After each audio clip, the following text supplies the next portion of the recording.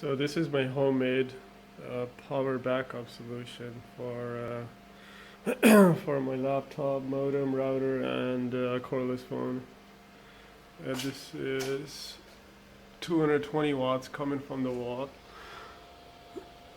going into a 200 watt transformer, which is converting into 110 volts. And this is a battery charger, 10 amp smart charger. It does I picked this model because it automatically float charges. Right now it's doing 14.6 volts because I just powered it on. And the other cable right there, the yellow one that you see, is going to the DPT switch, DRDP, whatever that thing is called, switch. And this is a 175 watt power inverter without a fan, so by itself it doesn't consume any power, and I just leave it on the whole time. And that's just a voltmeter. I wanted to see how much voltage the battery is putting out, or if it gets dangerously low, like around 11 volts, I can shut it off manually, but it usually doesn't get that low. And then this is the main thing, which is controlling, which is switching power between the inverter and the transformer, which is from the wall. This switches it automatically when the power comes on. And the way I have it hooked up is this yellow cable is straight from the wall, and which is jumped onto these switches. So when the power's on, this light is on, and these two cables are connected to this cable. This is going to my router and the battery. No, the router, laptop, and whatever I need. This is the end point right here. I got it hooked up because I couldn't plug that in. So let's see. Let me show you how this switch is on over. Let's say I'm gonna shut off the power. The power goes out. Right now we have power, so it's on. I'm just gonna turn off the power, and the power's off. The battery charger turned off. The power inverter's directly connected to my router and my phone, and a wireless router. So I still have Wi-Fi. It automatically switched the power over to the inverter, which is this cable connected right there. So it connected these two cables with these two cables when the power went out. And the power does come on through these. These are the 120 volt power, which activates the relay coil. So this will energize the coil power through here, and this switch will connect this cable and that cable to these cables automatically, and we'll still have power. The inverter will still be running, and the battery charger will be charging the battery, so everything stays on the whole time. See, the voltage is kind of dropping right now. 12.7 volts, 12.6. This battery's not in the greatest condition, so which might explain why it's dropping so rapidly. But and the way it is, it's drawing about 30 to 40 watts of power without the laptop. It goes up to around 90 with the laptop.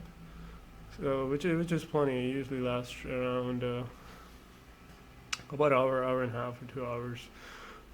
It's enough. Usually power goes out here about 2 to 3 hours, sometimes 4 or 5 hours during the day, more so in the summer. So we'll see how it lasts. But I mean, batteries are pretty cheap here, so I'll just swap out the battery. Everything stays the same, and I'll still have phone and Wi-Fi. Also, I can, with the router and everything, you can still put another fan or a bulb or whatever. I have a 70 watt leeway for anything else. Alright, so I'm gonna turn the power back on. And battery charger turned on. That turned on, and the relay switch turned on. And now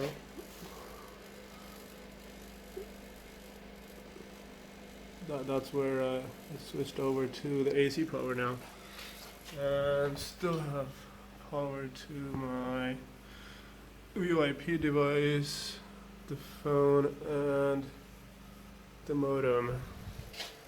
And now I'm gonna turn it back off, so it's off now, and still have power to my phone and the router. So it works. This took me about 3 hours to put everything back together. I'm still gonna get a wood board and, you know, get the plastic clips, you know, so these cables don't move around and others can't touch it. And also probably put a fan on the inverter during summertime. And that's do-it-yourself power backup system. Before this, I had this thing, APC ES550. I took everything out of it. I took the transformer out, so right now it doesn't have a battery or any of the electronics in it. It's just so I can have more plugs in. I just hotwired all this. So this is only surge protection right now. Everything's 110. Surge protection on this. As you can see, I took out the motherboard. I mean the motherboard and the transformer. It's very light. Doesn't weigh anything right now. So I'll just hook this up over here. But yeah, that thing with this battery, I saw a bunch of videos on YouTube on how to put a bigger battery on your APC, and it didn't work very well. It charges very slowly. This is a 10 amp charger, so even if you have power for about an hour or two, it charges the battery pretty quickly. While on the other hand, that thing, it took about, it trickle charges. It's very slow, and you need to have about 7 to 8 hours of continuous power to even halfway charge that battery all the way. So that's the reason I use this setup.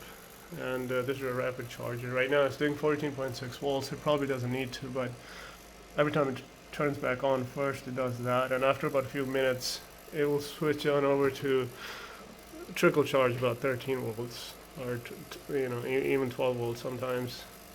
Now, one annoying thing about this model is it had a little, what do you call this thing? A little buzzer. Every time it would switch voltage, it beeps. Really annoying. So I open it up, you know, pried this thing off, and now it's quiet. Doesn't annoy me during the night or any time of the day. Usually this thing beeps a lot. Yeah, so I'll put list of the parts on the description. So if you want to build it yourself, I got everything on Amazon. Got this thing on eBay pretty cheaply. And the battery I got here locally. Got all these parts from the US, which is why they're 110. I couldn't find 220 parts, and didn't really care to, because the router, phone, and my laptop run on 110, so it doesn't really matter. But yeah, that's the setup. If you have any questions or comments, right below.